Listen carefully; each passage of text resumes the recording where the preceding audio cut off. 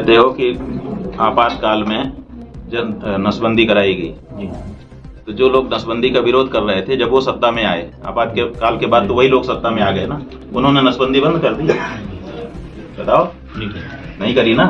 तो जो विरोध कर रहे थे विपक्ष में रह करके नसबंदी का, वो लोग जब सत्ता में आ गए तो वो लोग नसबंदी चालू रखे। तो ये राजनीतिज्ञों की राजनीति तो समझो आप। पहले तो यहाँ आप साफ हो जाओ दिमाग में। और दूसरी बात ये है कि आप मूर्ख हो तो आपकी मूर्खता का फल कौन भोगेगा? समाज नहीं, आप। जो मूर्ख होगा, चाहे समाज मूर्ख होगा तो समाज भोगेगा, व्यक्ति मूर्ख होगा तो व्यक्ति भोगेगा। तो ये हिंदुओं की मूर्खता है कि वो इस चक्कर में आ गए कि हम कम बच्चे पैदा करें। हमारे पूर्वज आशीर्वाद देते थे, सतपुत्रवती भव, सब पुत्र वाली बनो, बहुपुत्रवती भव, बहुत पुत्र वाली बनो, बहुत संतान वाली बनो। तो क्या मूर्ख थे वो जानते थे कि जिसके ज्यादा बच्चे होंगे वही विश्व में राज करेगा। तो लेकिन आप लोग मूर्खता कर रहे हो। आपने सीमित कर दिया अपने आप को, तो करे रहो, हम क्या कर सकते हैं? कोई भी क्या कर सकता है। और वो समझदार हैं इस मामले में, इसीलिए वो सब कुछ पंचर बना करके रह जाएंगे। आप हंसी उड़ा करके बहुत खुश हो जाओगे कि ये तो पंचर बनाता है, लेकिन वो पंचर बना करके आपके ऊपर राज करने की सीढ़ी बना रहे हैं। 10 बच्चा पैदा कर दे रहे हैं और 10 वोट उनके हो जा रहे हैं। कल को जब आपके ऊपर राज करेंगे तब पता चलेगा आप तो आज बड़ी पंचर बनाने वाला कह करके खुशी मना रहे हो। ठीक है ना? वो बुद्धिमान है, वो समझ रहे हैं कि लोकतंत्र में एक एक वोट की कीमत होती है, उसी से सत्ता हाथ में आती है, उसी से हमारे सब काम बनते हैं। और हिंदू जो है इस मामले में मूर्ख हो गया है। तो मूर्खों को तो मूर्खता का फल भोगना। कश्मीर में धारा 370 को पुनः बहाल करने का प्रयास किया जा रहा है। देखो, हम तो गौ भक्त हैं, हम गौ भक्ति के कारण चाहते हैं कि 370 बहाल हो जाए। सच बता रहे हैं। क्यों? क्योंकि जब धारा 370 लागू थी तो धारा 370 के अंदर रणवीर दंड संहिता लागू थी। रणवीर दंड संहिता कभी नाम सुने हो? नहीं सुने हो। धारा 370 सुने हो, वही सुनाया गया। धारा 370 के अंदर रणवीर दंड संहिता कश्मीर में लागू थी और उसमें गौ हत्या करना, गौ हत्या करने के लिए प्रेरित करना, गौ मांस रखना, गौ मांस खाने के लिए व्यापार करना, इन सबको मृत्युदंड तक की सजा थी। कश्मीर में गाय हत्या नहीं हो सकती थी जब तक धारा 370 लागू थी। और जब से धारा 370 हटी है वहां पे खुलेआम गौ हत्या होने लग गई है, रोज वहां पे परेशानी हो रही है। ये क्यों किया आपने? आपको धारा 370 हटानी थी तो देख के तो हटाना चाहिए था कि इसमें हमारा गाय माता भी आ रही है। आपने उसको हटा दिया। ऐसा एफिडेविट देते तो चुनाव आयोग निरस्त करता, या तो एक्सेप्ट करता तो एक हिंदू पार्टी अपने को मिल जाती, निरस्त करता तो कोर्ट में जाते, सड़क पे लड़ाई लड़ते कि साहब हम हिंदू हैं और हम सच बोल करके कह रहे हैं कि हमको हिंदू पार्टी बनाइए। क्यों नहीं बनाया जा रहा है? हमारी ऐसी क्यों मजबूर किया जा रहा है कि हम धर्मनिरपेक्षता लिखे, जो कि हम है नहीं। हम हिंदू हैं, हिंदू हित के लिए काम करना चाहते हैं। कोई है पार्टी? 2600 पार्टियां पंजीकृत हैं, 2600 प्लस। एक पार्टी ने अभी तक शपथ पत्र नहीं दिया कि हम हिंदू पार्टी के रूप में पंजीकृत होना चाहते हैं। आप किसको हिंदू पार्टी कहते हो मेरे बंधु? ये सब धोखा है। कोई हिंदू पार्टी नहीं है और कोई नेता हिंदू नहीं है। अगर हिंदू होता सच्चा, देखो मजबूर जब तक हम हैं, हमारे हाथ में ताकत नहीं है तब तक की बात सब क्षमा है, लेकिन हमको ताकत हो और उसके बाद भी हमको हत्या होने दें। हिंदू हैं।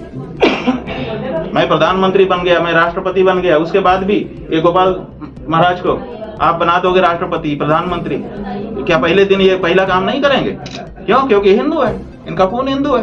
कोई भी हिंदू अपने कलम से कत्ल खाने को, जिसमें गाय को काटा जाता है, बढ़ावा नहीं देगा, सब्सिडी नहीं देगा, ये नहीं देगा। ये सब हो रहा है, चंदा ले रहे हैं। कौन हिंदू है बताओ? इसलिए बहुत बड़े धोखे में हो तुम। ये मानते हो कि एक पार्टी हिंदू नहीं थी, एक पार्टी हिंदू है। कोई पार्टी हिंदू अभी तक आई नहीं, अब लाना है। इसीलिए 33 करोड़ लोगों को हम लोग संकल्प करा रहे हैं कि अब उसी को मतदान करो जो शपथ पूर्वक घोषणा करे कि मैं पहला काम सदन में जाते ही गौ माता की प्राण और प्रतिष्ठा की रक्षा का करूंगा। 33 करोड़ लोगों को संकल्प करा रहे हैं अपने अभियान के अंतर्गत। और देख लेना, यही मतदाता इस देश में हिंदू सरकार लेकर के आ जाए। राजीव गांधी लड़ेंगे। राजीव गांधी जी प्रधानमंत्री बने थे और उनने सबसे पहले 1 फरवरी 1985 को वक्फ अधिनियम लेकर आए थे। वो ठीक है ना, लेकर के आए, ठीक है। उनके मन में जो था उन्होंने किया। अभी भी की सरकार ने 250 से ज्यादा, 300 से ज्यादा योजनाएं मुसलमानों के कल्याण की लाई हुई है। आप उस पर चर्चा ही नहीं करते हो आप लोग। जितना पैसा पिछले 75 साल की सरकारों ने, 65 साल की सरकारों ने मुसलमानों को नहीं दिया, उतना 10 साल में दिया जा चुका। इसको क्यों नहीं गिनते हो? क्यों दिया गया? वो उसने वक्तव्य दिया था कि अल्पसंख्यकों का देश के संसाधन पे पहला हक है, आपने उसको क्रियान्वित कर दिया। हाँ, लेकिन आप हिंदू हो, वो हिंदू विरोधी है। ये जो आपको पढ़ाया गया पाठ, ये बिल्कुल स्वीकार नहीं। आप सच्चाई पढ़ो और जो सच्चाई है उसी के साथ रहो। आप कांग्रेस के साथ जा रहे हो, गलत है। आप भाजपा के साथ जा रहे हो, गलत है। मूर्ख हो आप सच्चाई के साथ जाओ। आगे नहीं बढ़ पा रही, क्यों पहल नहीं कर पा रही सरकार? सबका साथ, सबका विकास, सबका विश्वास। गाय खाने वाले का विश्वास कैसे मिलेगा अगर गाय का पूजा शुरू कर देंगे?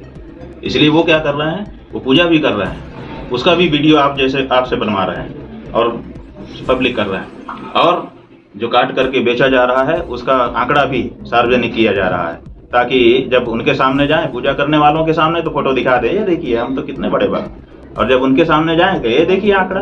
आप क्या बात कर रहे हैं? आपको कितनी कमी है बताइए, हम पूरा कर देंगे। तो सबका साथ, सबका विकास, सबका विश्वास, यही नारा इसके पीछे कारण है।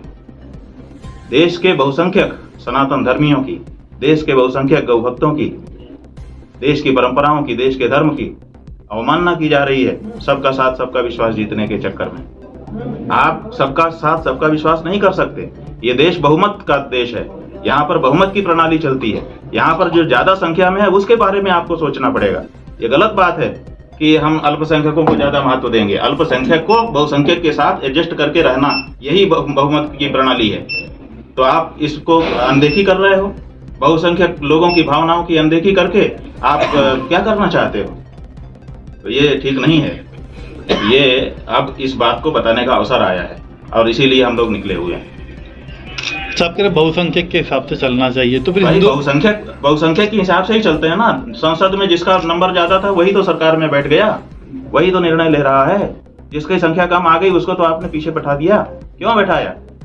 अगर सबका साथ, सबका विकास और सबका विश्वास होता है तो विपक्षी पार्टियों का विकास क्यों नहीं कर रहे हो तुम उनको भी मंत्री बना दो। चार लोगों को, उनमें भी योग्य लोग नहीं जीते हैं क्या? जो पढ़े लिखे हैं, जो पहले मंत्रालय संभाल चुके हैं, अच्छा मंत्रालय चला चुके हैं, ऐसे लोग भी तो जीते हुए हैं विपक्ष में। अगर सबका साथ, सबका विकास है तो आप उनको क्यों नहीं मंत्री बनाते हो? आप राष्ट्रीय सरकार बना दो, सब लोग मिलकर के, योग्य लोग आगे आकर के बना दो। लेकिन तब नहीं करोगे, तब कहोगे बहुमत हमारे पास है।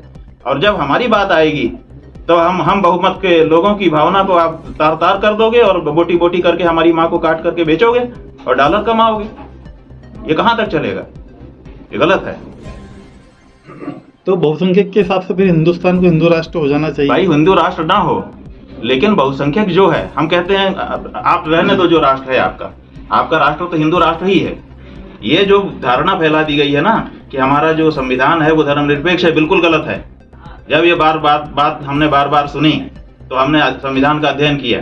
संविधान का अध्ययन करके हमने पाया कि हमारा संविधान धर्मनिरपेक्ष नहीं है।